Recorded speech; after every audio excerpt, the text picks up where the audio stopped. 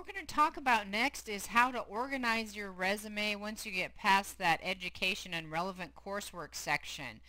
And after that, really, it's kind of up to you depending upon what you think is most important to that employer and most relevant to the job that you are seeking. So it might differ for you from time to time, and certainly across individuals. The way this next portion of your resume is going to be organized is going to be really, really unique every time.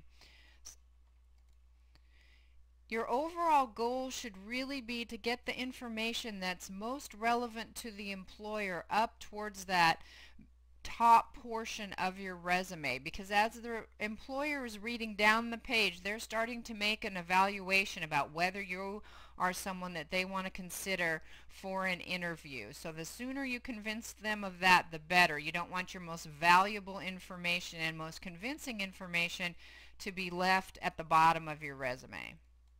So let's take a look at the resume here on the left that's highlighted in yellow and in gray in the work experience and honors and activities section.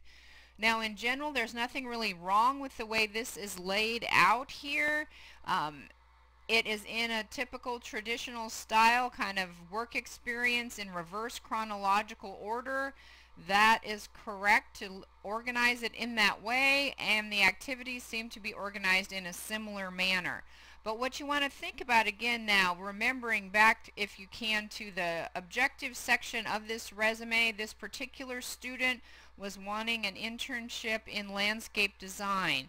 You'll notice that the first experience that we have listed here on the left is working at Dillon's. Then there are some more related type experiences here, and then there's also some valuable experience down in the honors and activities section that maybe aren't discussed. It's possible that this resume in its current style here on the left could convince an employer to offer someone an internship. However, there's probably a more effective way to organize this, keeping most of this information but reorganizing in a way that would be more effective. So let's move over to the right and see how we could reorganize this a little bit more effectively. So rather than having the Dillon's information at the top, which is not as relevant, we have moved that into a section called additional experience. We've compressed it, not really talked about the details of that, but we have kept this experience on the resume because I think it is important to let employers know that you know how to work. So after you've been through high school, I think you want to keep almost all your college-related work experience on your resume in some format, but they might be reduced down to this. Instead of just having the work experience section, though, what I would recommend that you do is, in this case, develop a related experience section.